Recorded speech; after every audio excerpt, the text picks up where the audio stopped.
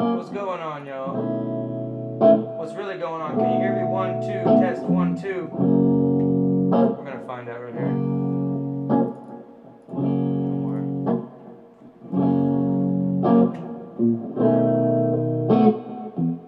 Okay.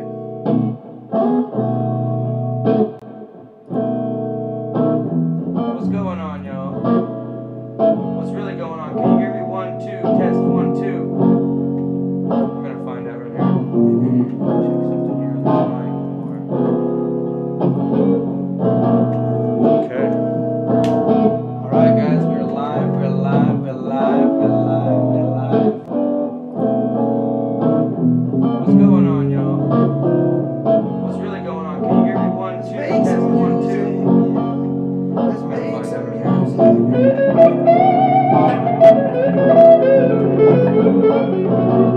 Okay. Alright, guys, we're live, we're live, we're live, we're live, we're live. What's going on, y'all?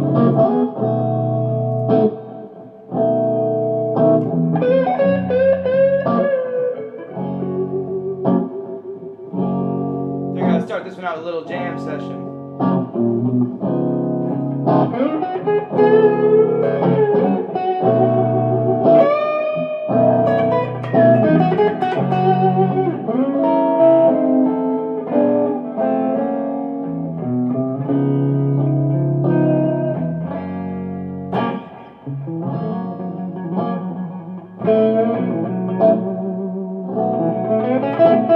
You're probably thinking, why would I want to learn from this guy if he can't even play?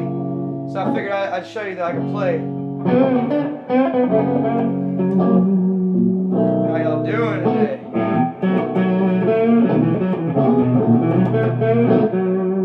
Woo! He's hot! He's hot!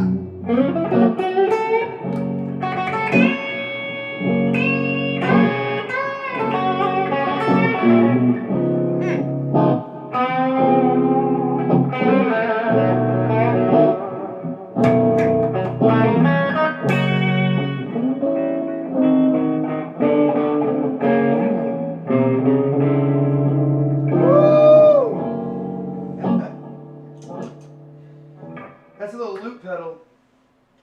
And, man, you guys can be there. You guys can be there in no time, no doubt. Okay? Here we are. Let me see if I can get this camera angle right. It's cutting my head off just a little bit. I need my head. I need my head. Is that better? Is that better? Alright. Can you hear me? Can you hear me? Test 1, 2. Let's get this mic pulled way up and over here. See if I can get this mic all the way over. Yo, test 1, 2, test. Alright. I know you guys can hear me.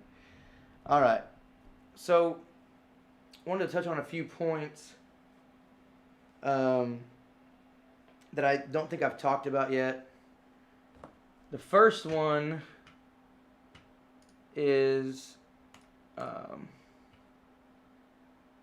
I'm writing a book. I'm writing a series of ebooks. Okay? They're going to be coming out soon. I already sent the first one off to be, published. So that's going to be coming out soon. I'm probably going to be giving it away free. Okay? So I'll be on the lookout for that. I got a website created.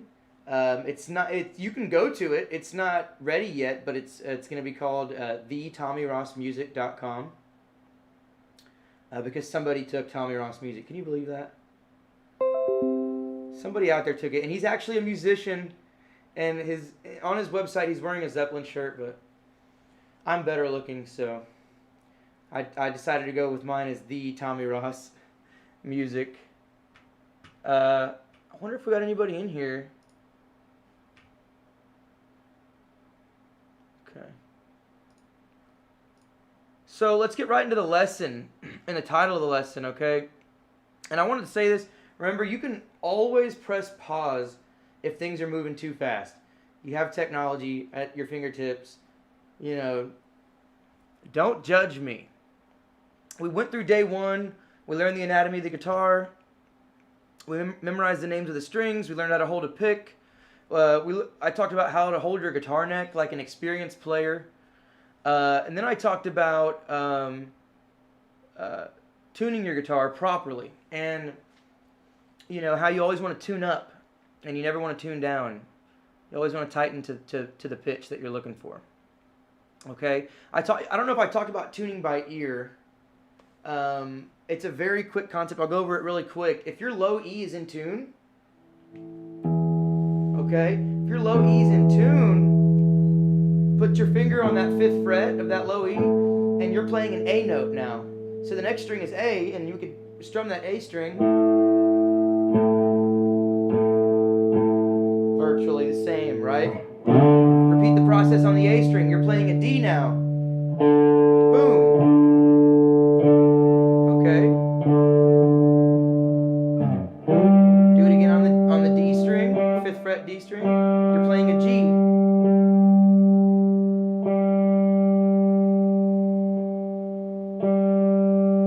Listen carefully, you know. So for the B string, we have to go a half step down and put our finger on the 4th fret of the G string. Okay. Then on the 2nd string or the B string, we can put our finger back on the 2nd fret, or sorry, the 5th fret. I'm so sorry. Put our finger back on the 5th fret and strum the string underneath, and you'll have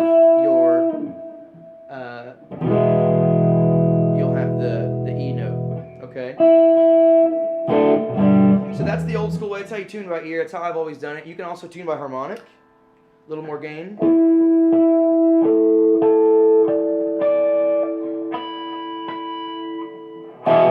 Okay, so let's get right on to the lesson. We got through the open chords, E major, see that shape? E minor.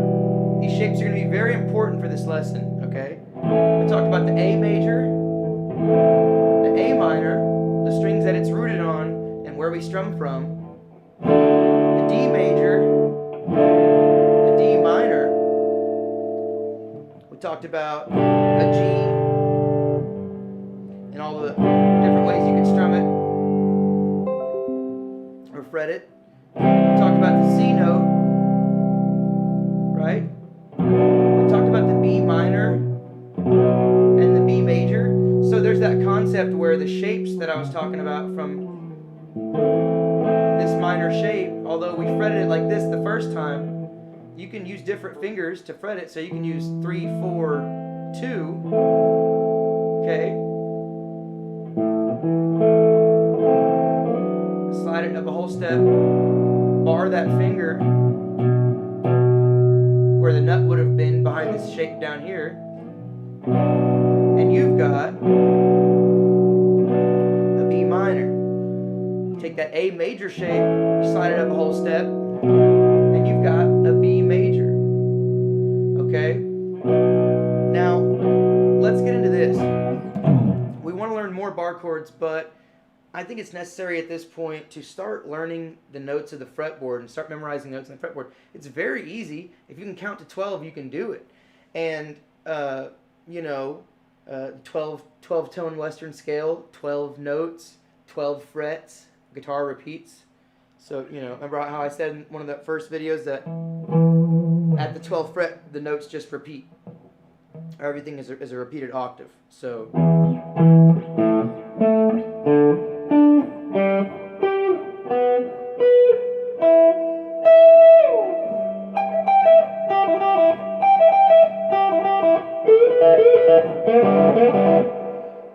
okay, it's just an octave concept, okay? So it's like you got two guitars right here if you have an electric. If you have an acoustic and these notes aren't as accessible, it's great. We're not even down here yet, so don't worry about it. Now, memorizing the notes of the fretboard, the easiest way to do it, I think, is learning how to memorize the notes on the low E string, or the 6th string, okay? There's obviously E, right? It's 0 on the 0 fret, okay?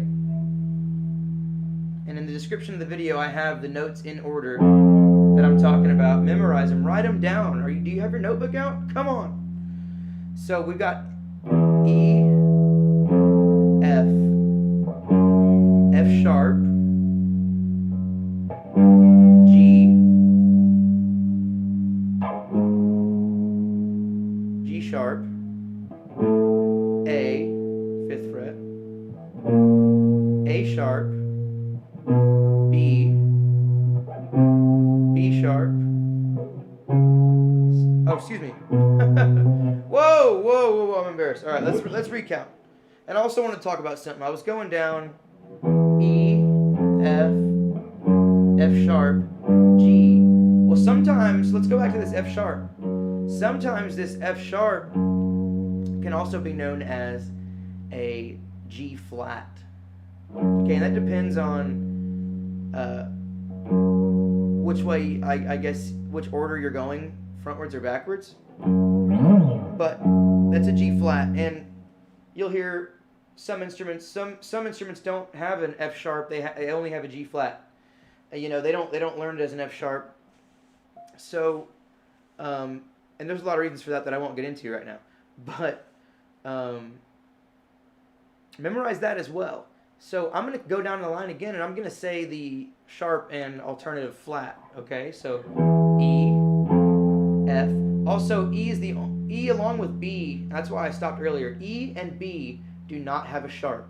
Okay, they do not have a sharp. So E straight to F, F sharp or G flat, G, G sharp or A flat,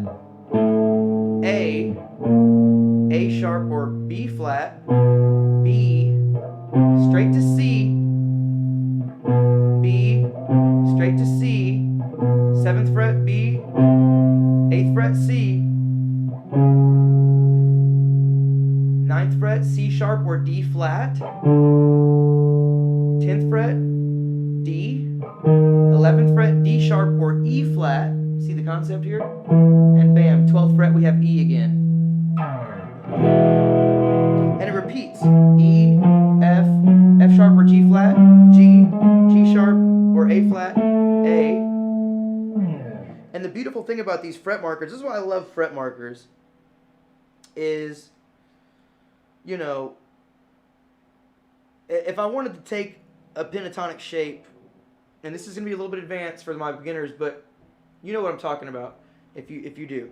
Let's take the minor pentatonic shape in the key of A. And you're ripping on that.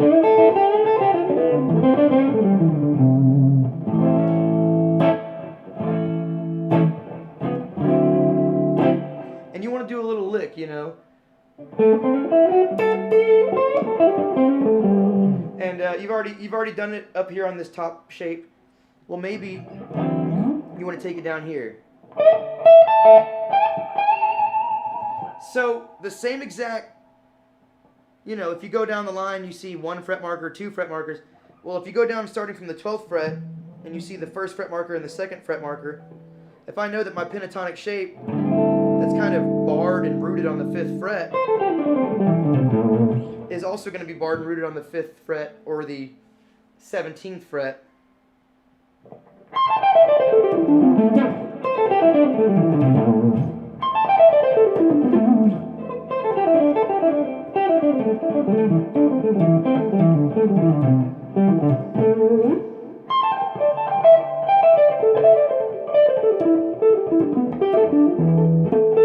Okay, I fell apart down there. You see what I'm saying? Challenge yourself, do stuff like that.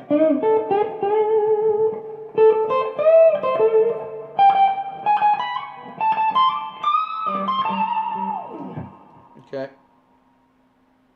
That's how it's done. That's how it's, you know. People do that all the time. You take the same little shapes and they bring them down to the second guitar. Okay, back on point though. Let's get to it here. We got the, one more time, because repetition is how you do it, okay? Don't let anybody lie to you. There's no quick secret. There's not going to be an acronym for this one. Okay? You need to memorize the notes on the low E string. Once you do that, I promise the rest will come to you, okay? truly memorize it, go front and back. So watch this. E, I'm going to close my eyes and do it, probably, okay? I said probably because I might slip up. E, F, F sharp or G flat, G, G sharp or A flat, A sharp or B flat, B, C, C sharp or D flat, D, D sharp or E flat, E, F, F sharp or G flat, G, G sharp or A flat, A sharp or B flat, B, C, C sharp or D flat, D. So we land on D, okay? All 6 strings, or sorry, all, 24 frets, whatever. Or however many that was. That wasn't 24, that was like 21. I couldn't tell you. I'm just proud of myself for doing that with my eyes closed. You should be able to do that. Let's go back. Okay, so we had A, B, C, C sharp, D. Okay, so we're going to start at D here. D, D flat or C sharp, C, B, B flat or A sharp, A flat or G sharp, G, G flat or F sharp, F, E, E flat or D sharp, D, C sharp or D flat, C, B, B flat or A sharp, A. Oh, see, I fell apart somewhere. Either way, be able to do it front and back. So I was trying to do all frets. I've never done that before. I usually just go to the 12th fret and back. We'll do it again. Just remember, just one more time, okay? We're going to go front and back. And I'm just going to say the sharps, and I'll say the flats on the way down. E, F, F sharp, G, G sharp, A sharp, B, C, C sharp, D, D sharp, E, E flat, D, D flat, C, B, B flat, A flat, G, G flat, F, E. You gotta challenge yourself, okay? That's what it looks like. Challenge yourself. Okay? If you can do that, then look at this concept. How do you memorize the notes on the A string now? Would you have to do that for every string? Is it gonna be that hard? Well, once you've truly mastered the 12 notes, the A string starts on the A note. So if you know from A you have A sharp, B, C, C sharp, D, D sharp, E. You got same down here with the open A sharp or B flat, A sharp or B flat, B, C, C sharp or D flat, D, D sharp or E flat, E.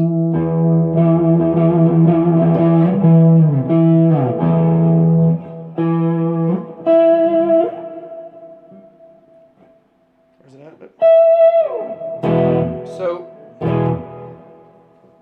start being able to, if you're playing in the key of E for a song, know where every single E root note is on the neck, okay?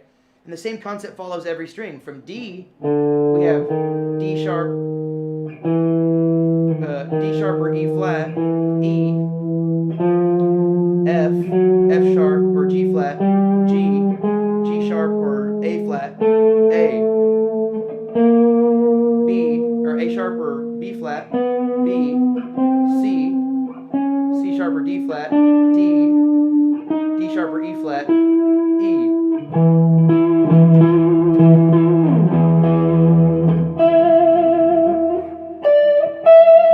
Whoops.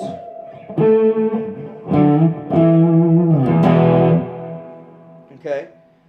So, obviously that didn't just register in your head 100% if that's new to you right now, but I'm going to move forth onto more bar chords. So once you've memorized root notes, anything you're placing that index finger on a major or minor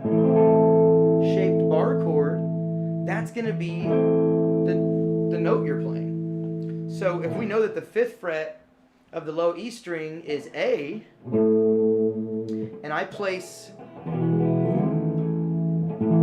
that E major chord shape that we learned down here on the 5th fret, we're now playing an A major. Okay?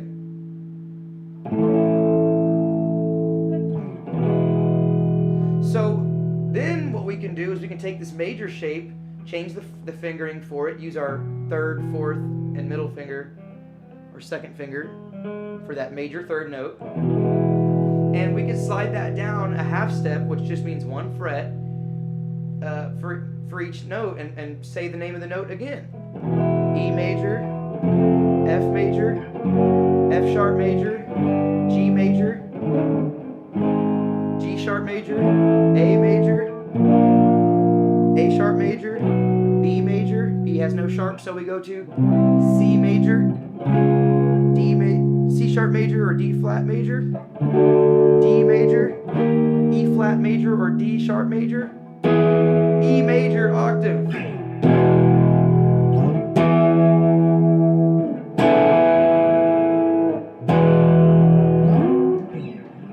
So, learn all the ways that you can play an E chord on the neck. And, we'll get into that for another lesson, but right now you are probably struggling with just feeling comfortable with a bar chord. Probably hurts your index finger. Your hand doesn't want to do that. Or remember to check your posture. Are you sitting right? Is your knee propped up? Are you comfortable? Is your hand stationary? Is your arm stationary? Is it sitting on your leg the whole time? You need to be fluid and comfortable moving around. You can't be stationary. Okay, for this concept or for what we're doing here. So let's see here. Let's see if we got any chatters in the multi-stream. Oh, no chatters, no commenters. That's okay. Don't forget to subscribe and ring the bell, guys. I'm going to say that again.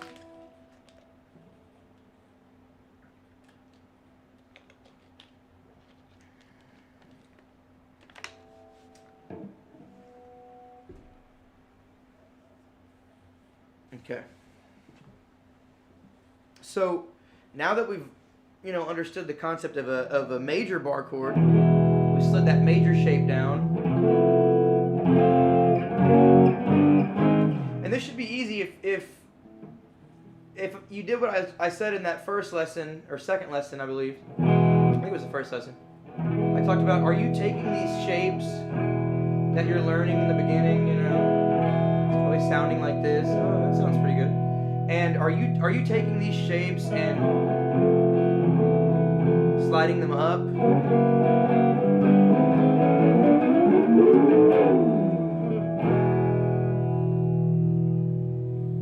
Now, take the different fingering, slide it up, and create a capo or a nut or a bar.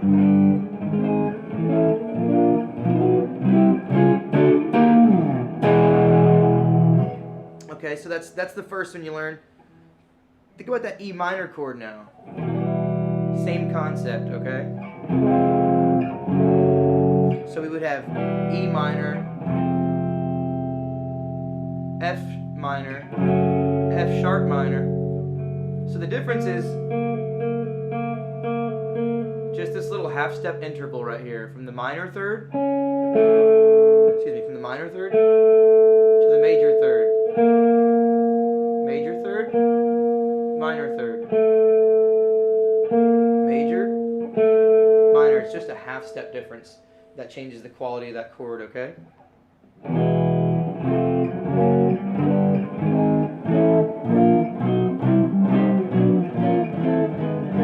So we'd have E minor, F minor, F sharp minor, G minor, G sharp minor, A minor, A sharp minor, B minor, C minor, C sharp minor, D minor, D sharp minor, E minor.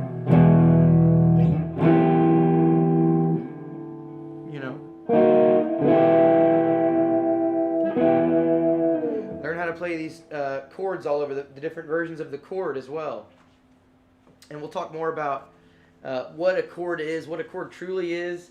It's really just a triad.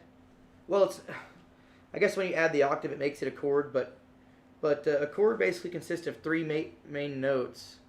Okay, the first a major triad is going to be the first, the major third, or the first, the third, and the major, the perfect fifth, and the major third. Yeah, and then the minor triad is going to be a first, a perfect fifth, and a minor third.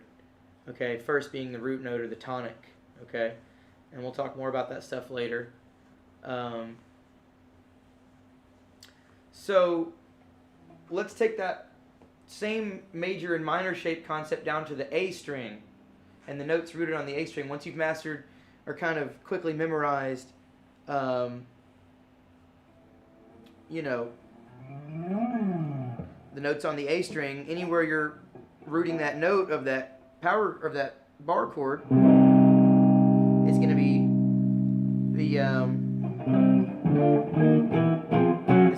the name of the chord that you're playing. So the first one we learned yesterday was a B minor, and it was a bar chord. And it's tricky because look, it's that same little grouping shape that if you take them a set up of strings, rooted on the low E string, that's a major third interval that you're playing, okay? When you root it down on the A string, that's actually the minor third. Well, why is that? Remember when we were tuning? Okay, when we were tuning that B string, we had to jump a half step down to tune it on the G string above it, right? Because it's tuned a half step down. Okay, so when we come across this string, we have to compensate that half step. Okay, so the minor third looks like a major shape, and then the major shape kind of looks like the minor shape from the E chords, but it's got three notes stacked on top of each other, right? And I recommend this fretting for it. There's another fretting for it, okay, that they do, the blues players do, and you'll see it all the time, and they just bar their finger from the D string down, okay, and they just make sure to only attack the A, D, G, and B string. They don't really attack that high E string, even though it's pressed down, okay?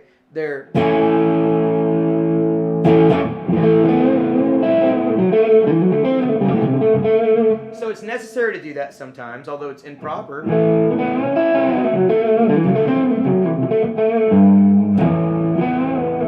how I'm strumming that A chord like this, rather than like this, and it allows me to use these fingers.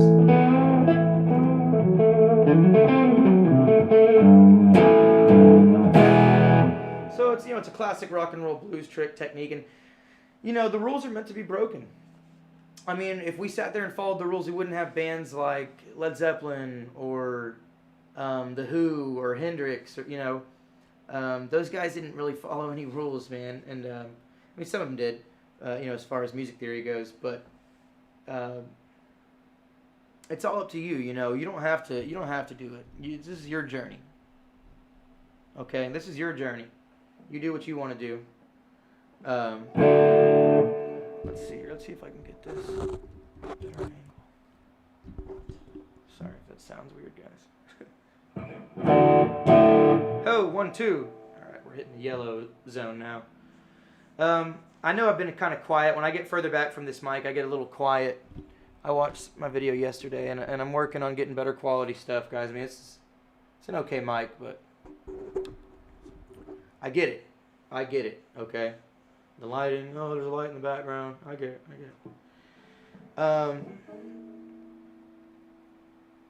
Sorry for rambling. These are live organic videos, so that's just how it goes. Okay? Hopefully while I'm talking, sometimes you're just, still gripping the shape of that chord, because if your hands are new right now, if your hands are new right now,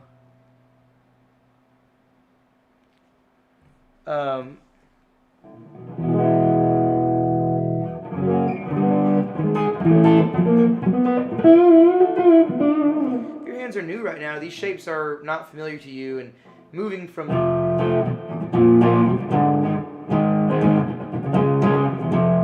just these 4 chords. So learning that, we have F major, B sharp major, or B flat major or A sharp major. So F major, B flat major, G sharp major, and then C sharp major.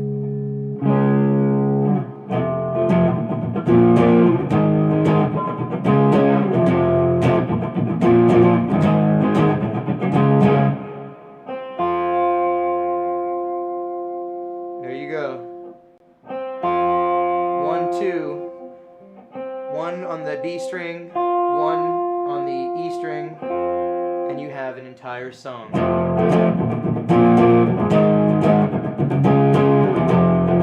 Now, this is more of a power chord function, so I guess I'll introduce the concept of power chords here. Power chords really just focus on the meat of the string. They don't really focus on the defining nature, 3rd note, okay? They just use the 1st, the octave, and the 5th. 1st, 5th, octave underneath. There's the 5th interval, perfect 5th interval.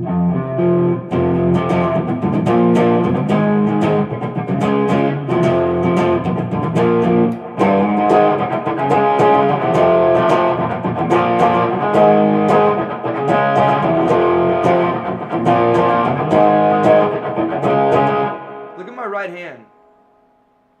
Okay? When I'm doing stuff like that. You know, it's not going super crazy. It's all kind of right here. I was talking about that alternate strumming and alternate picking concept. Are you gripping your pick right? You know, that's another concept you need to focus on. Once again, guys, these videos are kind of made to they're live videos. They're kind of made to recreate the concept of a real hour-long lesson that you would pay for. So, you know, so I'm just trying to go in depth with you. This is what it would be like, pretty much. We'd have more graphics up and my whiteboard up and stuff like that. But, you know, we're just hanging out. So, power chords, man. Your next practice goal is to be transitioning from power chords and songs that involve maybe open chords and power chords, you know?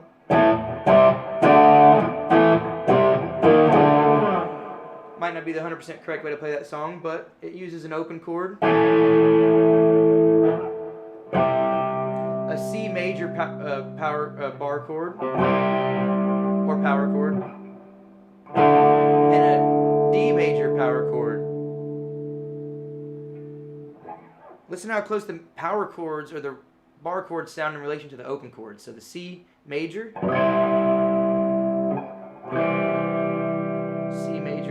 open chord, D major, open chord. So the open chords have more bass. You know, they give you more oomph. More wind. They give you more wind, I feel like. That's one way to put it. Kind of, you know, just wind at your back.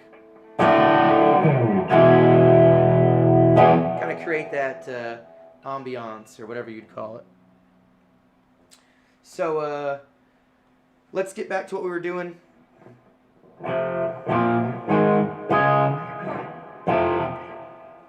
Bar chords, power chords. Get used to mixing those things up, and get to the point where you're not hesitating from switching between open chords to power chords, bar chords, whatever. So for that song, we've got A, C, D, A, C, D sharp, D,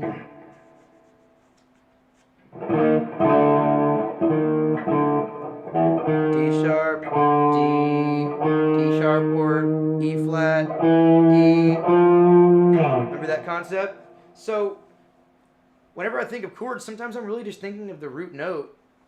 And when I hear major, minor, or seventh, you know, chord or a certain shape pops into my head. So, you know, part of the process is thinking ahead and having stuff memorized so that it comes to you like that. Okay?